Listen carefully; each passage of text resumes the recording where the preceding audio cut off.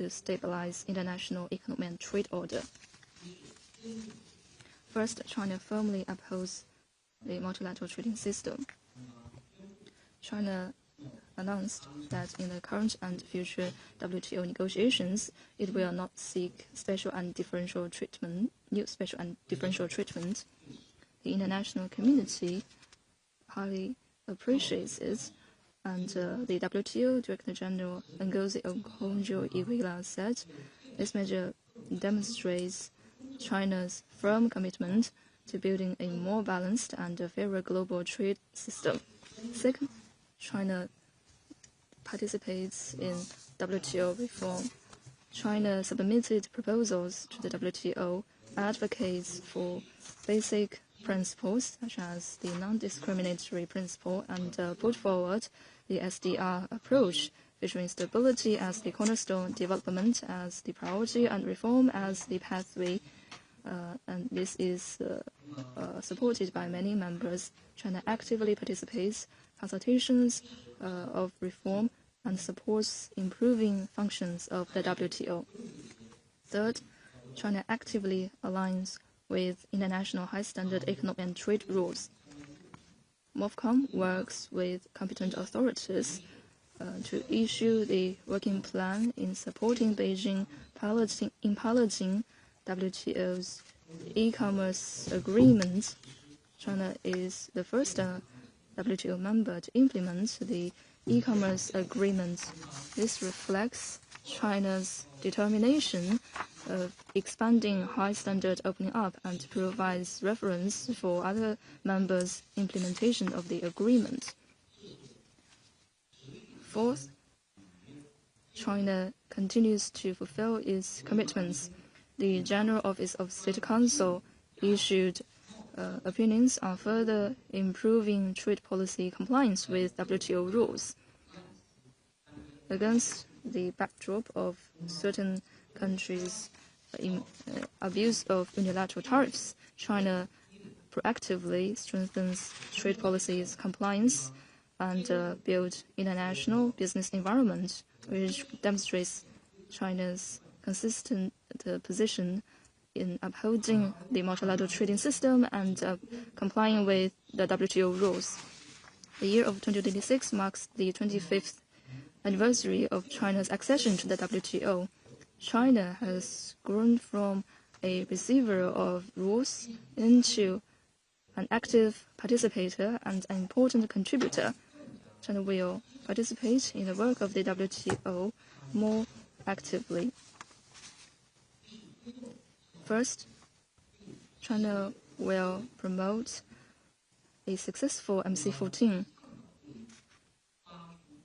China advocates that MC14 should send a strong signal of supporting the multilateral trading system and should achieve development-oriented outcomes in issues such as the incorporation of investment facilitation for development agreements into WTO legal framework and the zero tariff of electronic transmission. Second, China promotes WTO's reform in the right direction. China agrees on the improvement of the decision-making mechanism and calls for more members joining the MPIA. China supports setting new rules on issues including industrial policies, trade and environment, and trade and AI, so as to better meet the demands from the industry and the needs of the time. Third, China supports that development should be put at the center of the WTO agenda. China will deepen its cooperation with Global South countries and provide more global public goods. China continues to support the AI for Trade initiative, make contribution under the South-South cooperation framework within its capabilities, enhance developing members' capability in participating in international economic and trade negotiations so as to benefit more from the multilateral trading system. Thank you. Thank you, Vice Minister Yan. I noticed the journalist is raising his hands, so the floor is yours.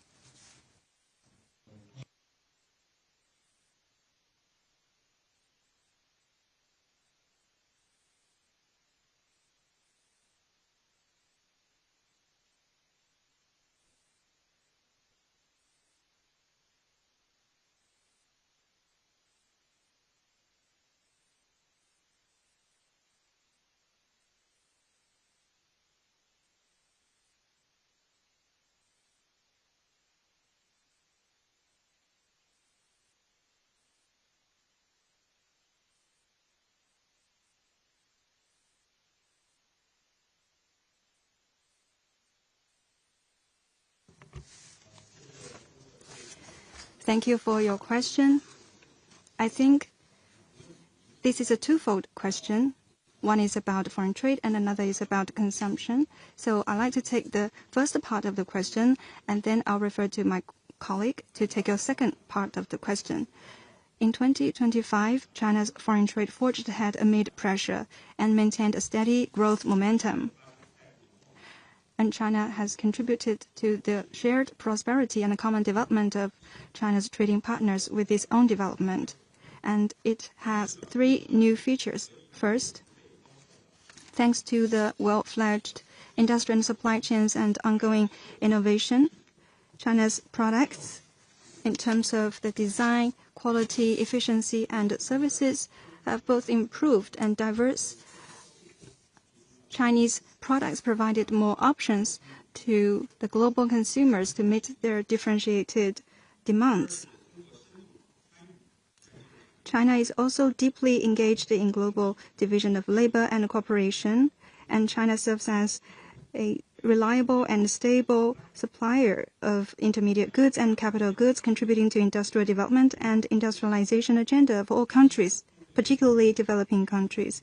China is also seizing the opportunities of the shift to green and low-carbon industries, and China continues to provide green products to the rest of the world. In 2025, the exports of wind turbines and lithium-ion batteries increased by 48.7% and 26.2%, contributing to the green development across the world. In 2026, China will continue to promote high-standard opening up, adhere to more balanced development of foreign trade, and China is willing to continue to serve as the world factory as well as the world market, and China will provide more opportunities for the goods and services for the rest of the world, and China will also present new impetus to the world for China's new development. And now I'd like to ask my colleague to take the second part of your question.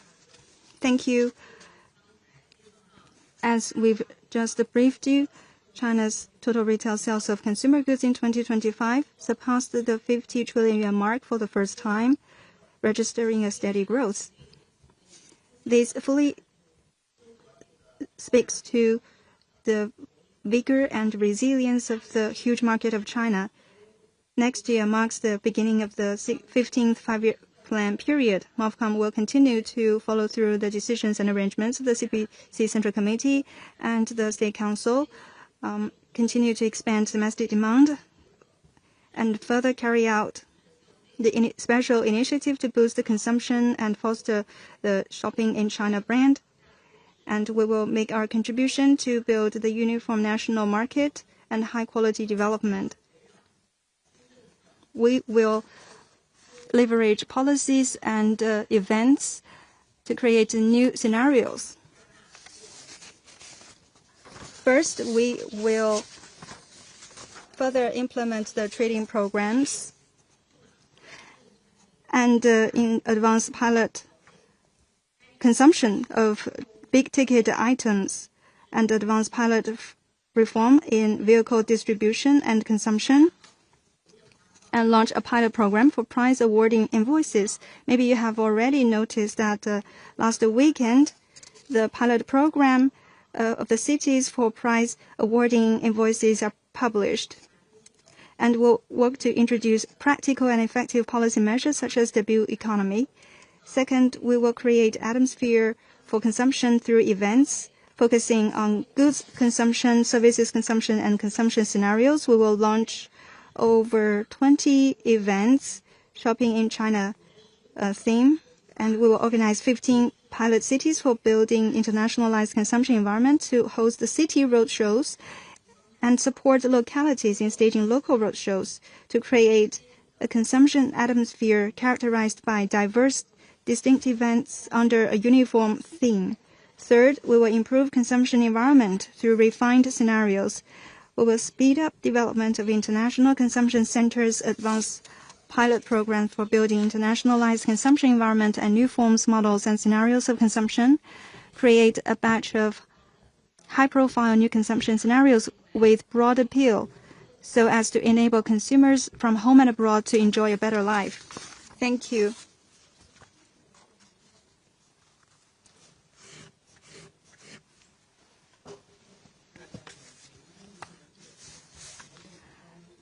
Thank you. I'm from National Business Daily. I'd like to ask what China has done to advance the globally oriented high-standard FTA network, and what will China do in this regard? Thank you for your question. In 2025, MOFCOM worked actively to build a globally oriented network of high-standard FTAs and produced fruitful results. First, higher level of opening up. We signed the China-ASEAN FTA 3.0 upgrade protocol, incorporating rules in emerging sectors such as the digital economy, green economy, supply chain, and standard cooperation to deepen soft connectivity in the region. Second, wider coverage. We made progress in the FTA negotiations with 6 Pacific Island countries and the Republic of the Congo. Third, greater dividends.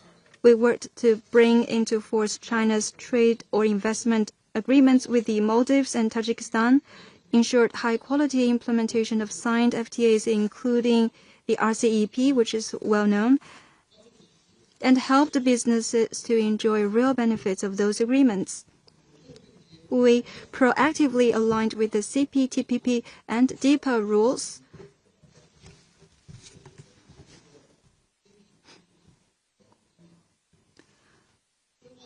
Through deeper domestic reform to unleash dividends of institutional opening up. In addition, we upgraded investment treaties with Kazakhstan and Russia. In 2026, we will focus on the quantity, quality, and outcomes to advance China's regional and bilateral trade and investment agreements to present new opportunities for the world with China's new development. In terms of the quantity, we will continue to advance cooperation with the GCC, Switzerland, the ROK, New Zealand, Pacific Island countries, Central Asian countries, and African countries on FTAs. We will continue to speed up investment treaty negotiations with focus on Belt and Road partner countries to create a corridor of high-quality investment treaties. In terms of quality, we will expand voluntary opening up, especially in services sector, to enhance investment facilitation and liberalization, as well as investment protection level. We will work to incorporate high-standard rules on digital economy and a green economy. In terms of outcomes, we will continue to ensure enforcement of the agreements, leverage high-standard international trade rules as a driving force in domestic reform in the fields of IP protection, industrial subsidies, environment standards, labor protection, and government procurement, so as to achieve alignment of rules, regulations, management, and standards. Thank you.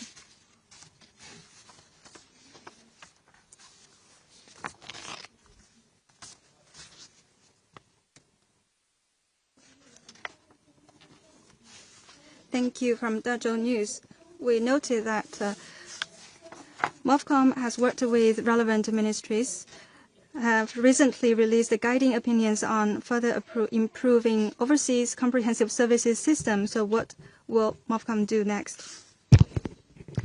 Thank you for your question. I will answer this question. In October 2025, with the approval of the State Council, MOFCOM and for competent authorities issued the guiding opinions on further improving overseas comprehensive service system. The guiding opinions implements the CPC Central Committee's planning, focus on establishing an overseas comprehensive service system in line with China's foreign trade scale and developments. It's the first guiding documents in overseas comprehensive service. Next, MOFCOM will work with competent authorities, focus on national platforms and local service stations and overseas stations and professional institutions, and to create a service ecosystem featuring coordination between central governments and local areas and regional coordination, integrated resources. And Ho Ching, first, we will establish a national overseas comprehensive service platform. We will coordinate service resources in foreign affairs, legal affairs, fiscal and taxation, finance, economic and trade, and logistics and customs and trade promotion.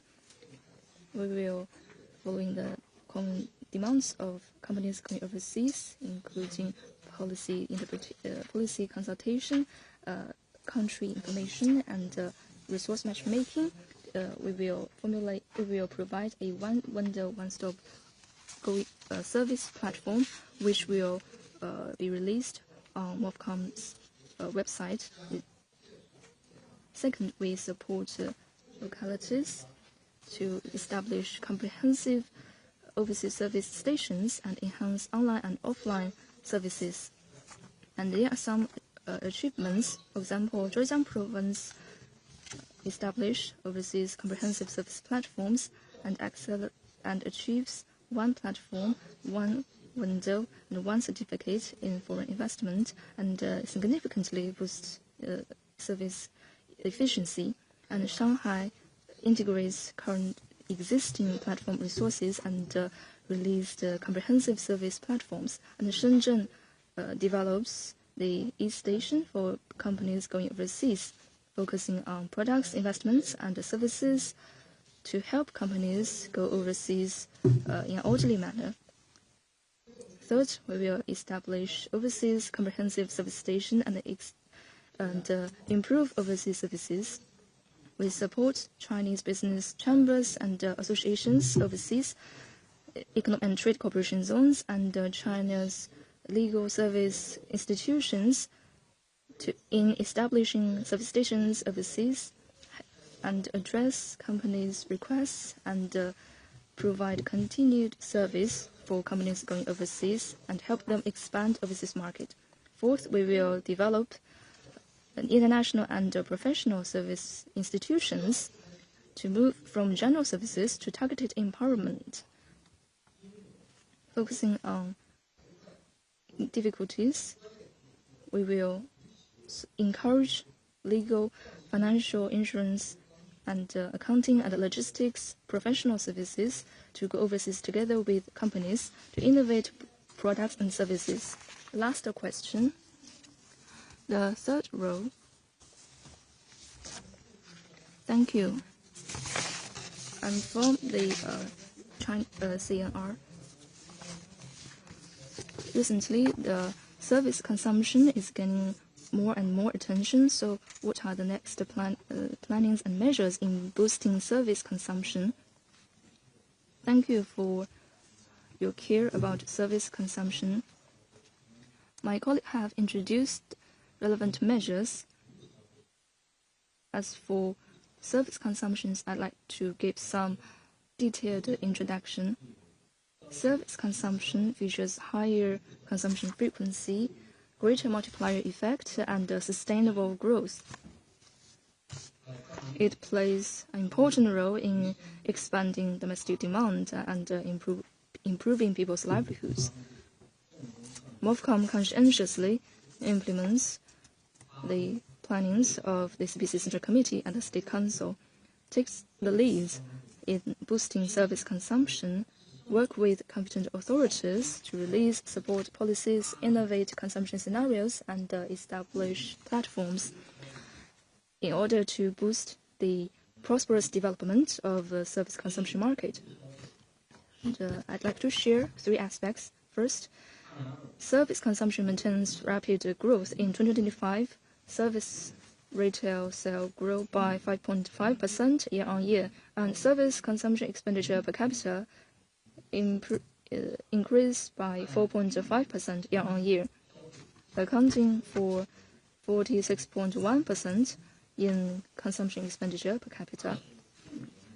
Second, key sectors develop rapidly. The retail sale in culture, sports, entertainment, telecommunication, tourism, consultation, leasing, and transportation maintains double-digit growth. And service consumption expenditure in education, culture, and entertainment per capita increase by 9.4% year-on-year. And in the whole year, there are 2,485 tourist trains, up by 33.6% year-on-year. The catering industry's income reached 5.8 trillion yuan, up by 3.2% year-on-year. Third, the service consumption market is more vibrant. Some local sports competitions, such as Su Super League and ZheBA, went popular, and the movie哪吒 2 reached a historic breakthrough in China's movie industry, and travels following sports contests and exploring food through movies has become the new trend. New business models and formats such as low-altitude flights, cruise and yacht tourism, and tourism and performance develops rapidly, expanding new space for service consumption.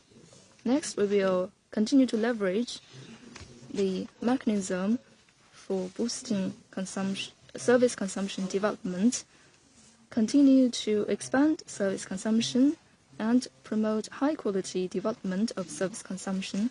We will conduct our work from the three aspects. First, we will continue to optimize the service supply. We will continue to carry out the upgrading initiative of service consumption, work with competent authorities to improve the supply of service in areas including culture, tourism, entertainment, catering and accommodation, and sports and healthcare. We'll expand high-standard opening up of the service industry, implement pilot programs in sectors including cloud computing, biotechnologies, and wholly foreign-owned hospitals, guide foreign investment to the area of service consumption to